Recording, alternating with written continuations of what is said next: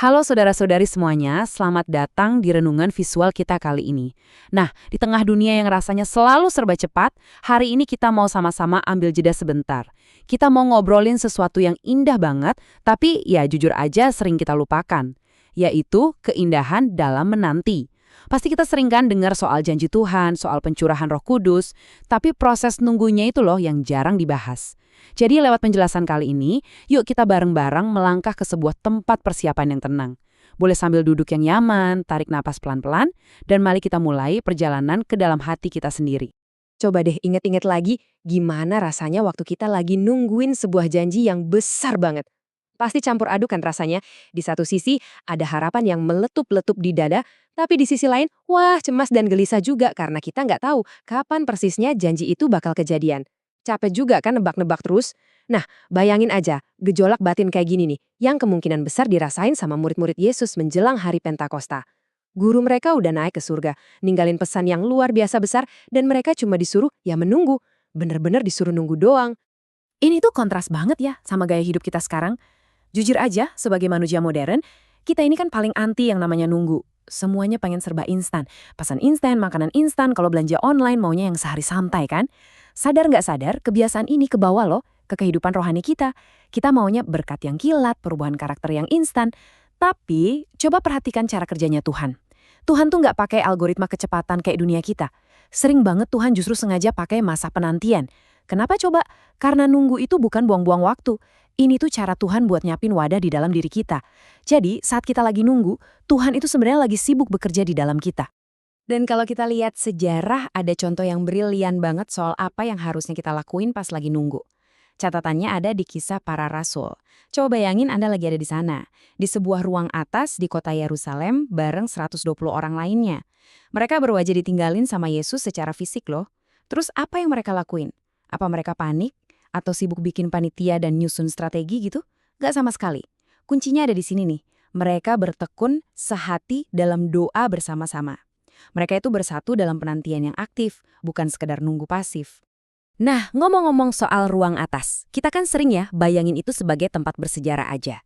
Tapi hari ini saya mau ajak Anda ngelihatnya dari sudut pandang yang beda. Ruang atas itu bukan cuma titik lokasi di peta kuno Yerusalem. Buat kita sekarang, ini tuh bicara soal keadaan batin. Ruang atas itu ya di dalam hati kita sendiri. Sebuah tempat rahasia, yang suci, yang tenang, tempat kita bisa narik diri sebentar dari berisiknya dunia buat ketemu berduaan aja sama Sang Pencipta. Apalagi sehari sebelum kita merayakan karya Roh Kudus, kita semua kayak diundang nih buat naik, masuk ke dalam ruang atas di batin kita masing-masing. Terus, mungkin ada yang nanya, kenapa sih murid-murid itu disuruh nunggu berhari-hari? Kenapa kuasanya nggak langsung dikasih aja pas Yesus naik ke surga? Gini saudara-saudari, Roh Kudus itu kan pribadi yang suci, tamu yang sangat agung. Nggak mungkin dia dicurahkan ke dalam hati yang masih penuh sesak sama ambisi pribadi, perselisihan, atau kesombongan. Kayak minyak sama air kan nggak bisa nyatu ya. Kekudusan Tuhan butuh tempat yang murni. Makanya, masa menanti itu bukan penundaan yang bikin frustrasi, sama sekali bukan. Masa menanti adalah masa pembersihan yang aktif. Di dalam ruang atas hati kita itulah Tuhan lagi bersihin segala hal yang ngehalangin hubungan kita sama Dia. Coba kita bedah lebih dalam lagi, apa aja sih sebenarnya yang lagi dibersihin pas kita ada di ruang doa itu? Yang pertama, ego pribadi kita. Waktu kita berdoa dan menanti, pelan-pelan keakuan kita ini dilebur, ditundukkan di bawah kedaulatan Tuhan. Terus yang kedua, ambisi-ambisi duniawi yang sering bikin kita salah arah, itu diganti sama kerinduan buat kerajaan Allah. Ketiga, soal perselisihan. Coba deh ingat, murid-murid itu kan latar belakangnya beda-beda banget. Tapi di ruang atas, itu hati mereka disatukan, kepahitan mereka disembuhkan loh. Dan yang terakhir, ketakutan yang sering bikin kita lumpuh, itu diubah jadi keberanian yang luar biasa. Inilah proses hebat yang terjadi kalau kita mau diam dan menanti. Kotoran-kotoran batin kita benar-benar dikikis habis. Biar gampang bayanginnya, anggap aja hati kita ini sebuah wadah. Kalau wadah itu kotor atau retak-retak karena kesombongan, coba bayangin apa yang terjadi kalau tiba-tiba dituangi aliran air yang tekanannya gede banget. Wadahnya pasti bakal hancur berkeping-keping kan? Nah, itulah alasan kenapa Tuhan bikin kita nunggu. Lewat penantian, doa, dan pelepasan ego kita, wadah batin ini nggak cuma lagi disikat sampai bersih, tapi kapasitasnya juga lagi diperbesar. elastisitas hati kita lagi diluasin. Pengikisan ego ini justru perlindungan buat kita loh, supaya kita benar-benar siap dan kuat menampung limpahan air hidup alias Roh Kudus yang bakal dicurahkan ke kita. Sekarang coba resapi pertanyaan ini baik-baik. Sudahkah hati Anda dan hati saya benar-benar siap? Besok kan kita mau memperingati hari pencurahan Roh Kudus nih. Tapi sebelum kita minta angin yang keras atau nyala api kemuliaan Tuhan turun dalam hidup kita harus cek dulu kesiapan diri kita. Gampang banget loh buat kita terjebak di rutinitas rohani yang gitu-gitu aja. Pergi ibadah, nyanyi, terus pulang, tanpa ada rasa antisipasi yang nyata. Makanya hari ini saya mau nantang Anda nih. Yuk, keluar sebentar dari rutinitas yang monoton itu, coba tengok ke dalam batin Anda. Masih ada sisa ruang nggak sih buat Tuhan bekerja dengan cara yang baru di hidup Anda? Mungkin ada yang mikir, aduh gimana cara praktisnya nih? Jadwal saya kan padat banget tiap hari. Tenang aja, ada 3 langkah konkret yang gampang banget dilakuin, sesibuk apapun Anda. Langkah pertama, sediakan waktu. Nggak usah berjam-jam kok, tapi harus sengaja disisihkan. Cukup ambil jeda 10 atau 15 menit aja. Langkah kedua, matikan kebisingan. Wah, ini krusial banget. Coba deh taruh handphonenya di ruangan lain dulu, matikan TV atau mute semua notifikasi. Dunia ini tuh udah terlalu berisik buat kita bisa dengar bisikan Roh Kudus. Dan yang ketiga, menanti dengan harapan.